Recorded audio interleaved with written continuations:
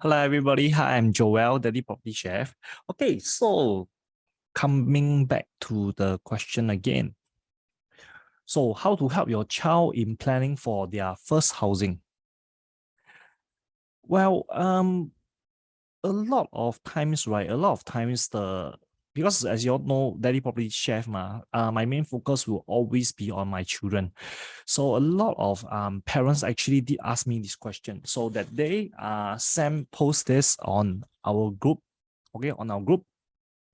Okay, in case you are not watching it directly, this is I actually started this group called SG Property Guide. Okay, it's SG Property Guide. So this is one question. Just in case. So if you have anything that you want to ask about housing, okay, properties, you can go and search on Facebook SG Property Guide. You lead to this page. Will be actually turning this group private very soon. So if you have any questions that you like to ask, feel free to send it here. Okay, so coming back to Sam's question. Okay, actually, this was a question that was asked by his friend. So imagine this scenario, your son has just finished a national service and started his work this year. And he actually has plans. He has plans to eventually live on his own and own a HDB flat one day. So he's actually asking you how much he needs to earn and how much he needs to save up and how long before he can afford to buy a HDB flat. What advice would you give him? Okay, so coming back, there is actually a lot of young people who are thinking of, their generation nowadays is different from us. Maybe parents would love their children to be staying with them. For me, I can tell you honestly, I always educate my children. Don't worry, okay? Don't worry when you slowly grow up, right? I think the first thing that you should be getting should be your own place. Whether or not if in the end you choose to stay with us, it's always good to have a roof over your own head. Okay, this is what I always tell my children. So how should we as parents guide them in planning for their property? First property. Okay, so let me share this thing with you. Okay, you should be able to see my screen. Okay. So when it comes to housing, right? Housing in Singapore, we have to plan for a few parts. The first part will always be the down payment. The down payment, okay? Let me write this down clearly in case some of you all cannot see. Okay, so the first part will always be the down payment. Then second part, the mortgage. Okay, so when we talk about this, right, there's a few things we need to work on. Firstly, the budget. How do we know the budget for buying a property? So let me just share with you first. Firstly, for a loan, right? We talk about maybe on HDB first. Okay. Today we do the chop method. We cover both a bit on the HDB as well as the private side. So HDB comes to two parts. There's HDB loan as well as bank loan or private loan. But for simplicity's sake, I will call it bank loan. So for HDB loan, right? HDB loan actually allows you to loan up to 85%. Okay, you must understand this word, LTV, loan to value. Loan to value. So that means if the house, okay, now we are assuming, because for simplicity's sake, we'll assume that all the houses that you are purchasing, the purchase price match the valuation. The purchase price match the valuation. So if today you were to purchase a 5-room flat at 500,000, and the value match, of course, so 85%, right, will be very simply 85% of 500,000, 500,000, which will give you a maximum loan of 425,000, 425,000. So first and foremost, you must be able to qualify for this loan, 425,000 loan. So for the rest, right, you can see there's a 75,000 difference. This will be either in cash or CPF. And not forgetting there's this thing called stamp duty. Okay, for stamp duty, right? Stamp duty is like a tax that you pay for purchasing a property. I will run through, we don't talk about this first. So the things that you need to prepare when buying housing, right? There's the stamp duty, there's the legal fees. Okay, if you are purchasing a resale house, you may need to prepare agent fees. And of course, other administration fees like the submission, the valuation, the if you are taking a bank loan, then of course there will be bank admin fees. Okay. So this is the first part. We just run through. If today you are taking a HDB loan, 85% loan to value, you'll be able to get up to maximum. We are assuming that your income can make it. Okay, at the 85% maximum loan to value. Okay, then for a $500,000 house, you'll be able to get, if your salary, if your income allows, you'll be able to get 425,000 loan directly from HDB side. Okay, you just need to come up with 75%, 75,000 in cash or CPF for your down payment. Okay, this will be the down payment of 15%. Okay, this is the 85, sorry. This is the 15%. Then these are the extra fees that you need to prepare. So if you today, you are taking a bank loan. Okay, if you are taking a bank loan, then the calculations will be a bit different because it's 75% maximum loan to value. Okay, so which means to say for a $500,000 house, same thing. You only be able to get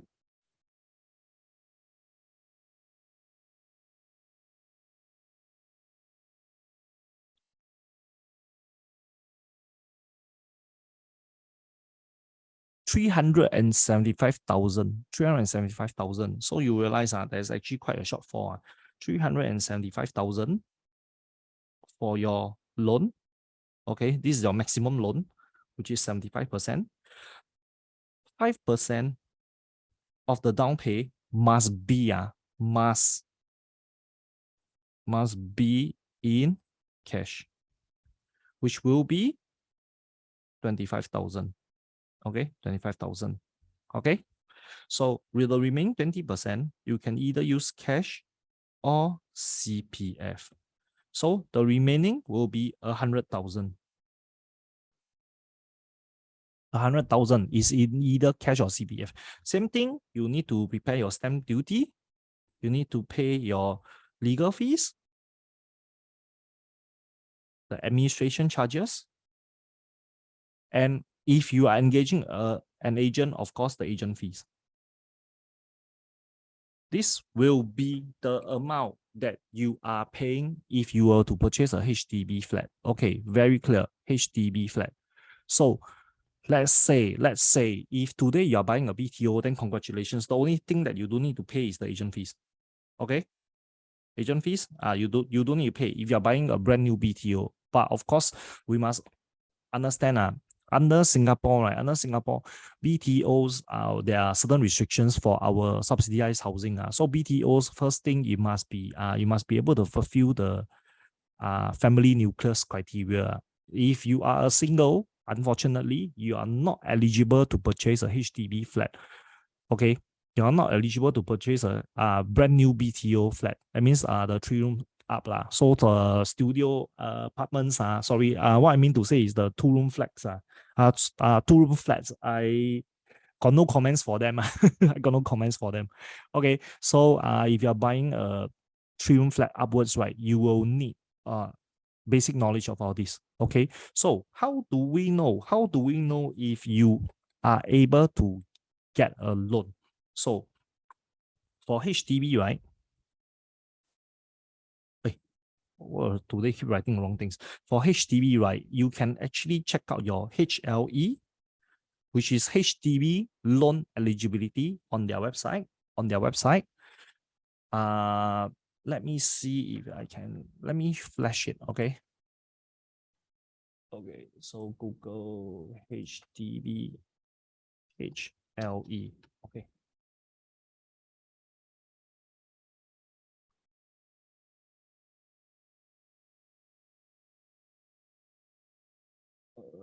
This is weird. Okay. Wait, let me share this. Okay, so you just need to go to Google, right? Okay, click on HLE. Okay, HLE. Application for a home loan eligibility letter. Okay, so what you need to do is just apply for this home loan eligibility. Okay, you can check out how much loan you can get. You can check out how much loan you can get. Okay, this is the first thing. Then how about private loan? Bank loan. Of course, for bank loans, right, you can just bank.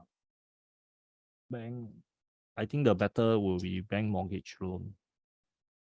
Okay, so you can Google and go to any of the bank's mortgage loan site. You can do up your calculations. But of course, if you are unable to, if you are not familiar, right, or if you want a better comparison between all the banks, right, you can reach out to mortgage brokers, or you can reach out to me as well, because I personally deal with a lot of mortgage brokers to always get the best deal for my clients. You can reach out to me. Don't worry, it's free of charge. Okay, it's free of charge, because ultimately you should always be prepared. You should always know how much you have before you even step in to purchase, to consider purchasing a house. Okay, so coming back, a few things about this I must share with you, because under MAS, right, Monetary Authorities of Singapore, our loans, right, our loans for HDB is subjected to this MSR. What is MSR? MSR basically means mortgage servicing ratio. This is a very, very prudent calculation method for our HDB flats or HDB flats. So any subsidized housing, right, which includes HDB, resale, or brand new, I call them BTOs. Sales of balance unit is also considered BTOs, or executive condominium ECs that are brand new from developers, or if they are resale under special approval before the 5 years MOP is also under this MSR. So how is MSR calculated? MSR basically, right, they will factor in 30% of your income for your mortgage. Which means to say, let's say if your monthly salary is roughly around $5,000, right? You should not, they will only assess based on your ability to repay your monthly installment. They will only cap it at 1,500, which is 30%. So your monthly installment should not be above 1,500. If your monthly installment is above 1,500, you will never be able to get the full loan. Okay, so this is one part that you need to take note of. I think this is a bit more in depth already. I won't touch too much on this. Maybe in my next video I will talk about MSR and TDSR again. Okay, I will talk on MSR and TDSR again for you all. So at this moment, I hope this clears your doubt. Okay, then when we talk about private property, right? Private property, very simple. it will be straight away 5% must be all in cash for the purchase price of the property. The remaining 20%, cash or CPF. Then the remaining, the balance 75%, right? You can take out a full loan. Okay, you can take out a full loan if your salary allows. And for private property, right, we are going by TDSR. Okay, again, another MAS calculation method. So this is total debt.